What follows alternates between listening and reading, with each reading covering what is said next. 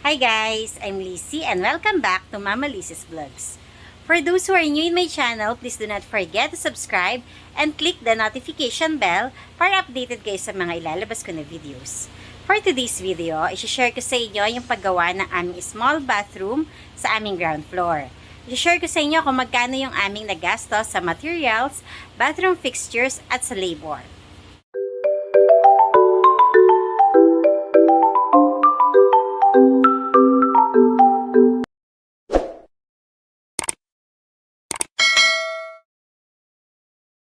Ito yung 30 by 60 cm ceramic wall tiles na ginamit namin sa wall ng aming bathroom. Nabili ko to sa handyman. Ito naman yung 30 by 30 cm ceramic flooring tiles para sa flooring. Ito naman yung mga gagamiting cement, tiles adhesive, at bistay. Dito nagsimula na si Mang Domeng, yung aming tile setter. Meron nga pala siyang kasamang isang assistant. So, para sa wall ng aming CR, tile adhesive lang ang kanyang ginamit. Yung size nga pala ng aming bathroom is 1.7 meters yung length at 1.6 meters yung kanyang width. So, nasa 2.7 square meters. Tapos yung height niya is 2.5 meters. Pakyaw din yung bayad dito ni Mang Domeng. So, 8,000 yung kanyang labor para dito sa project na to.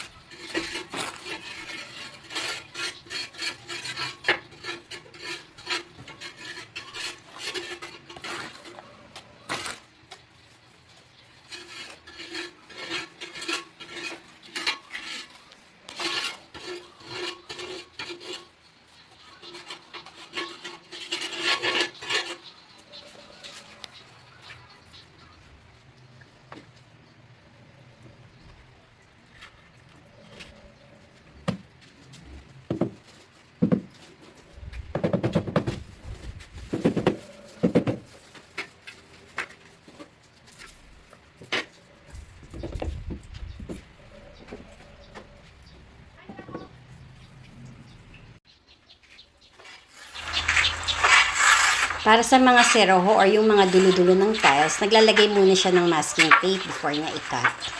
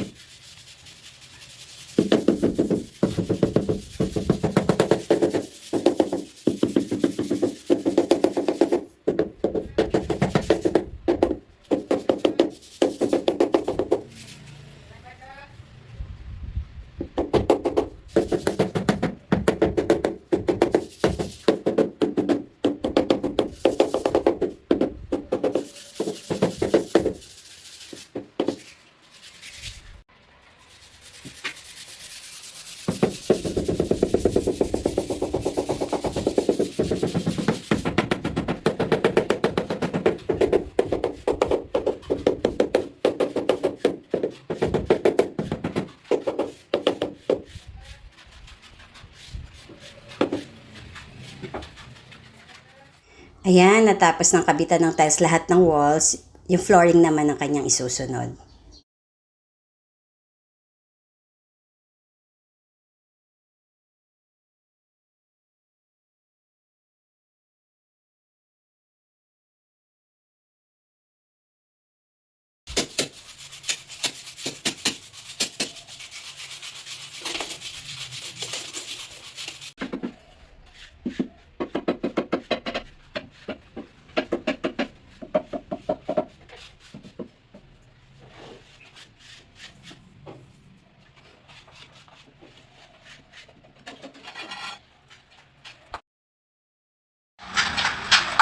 Ito yung floor tiles ng aming bathroom. Hindi ko na siya na video, isang araw niya lang to ginawa.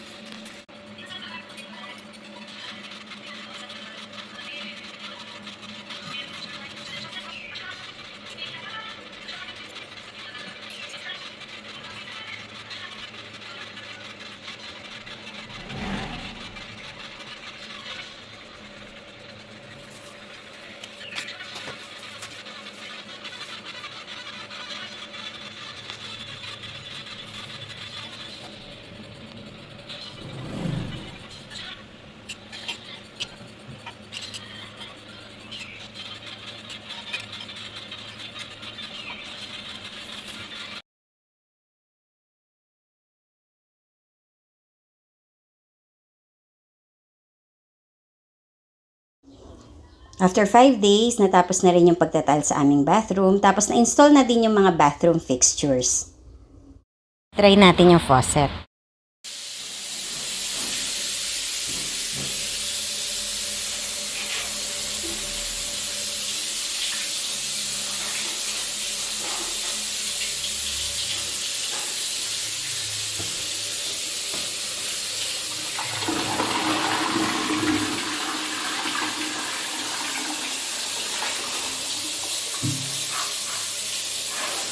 Bigyan na lang ako. Sige man daw mo.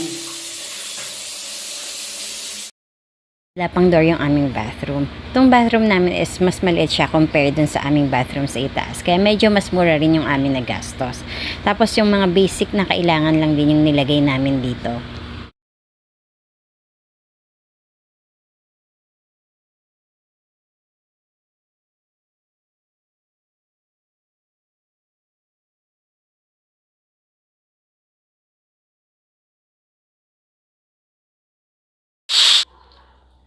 Magkano nga ba lahat yung nagastos namin?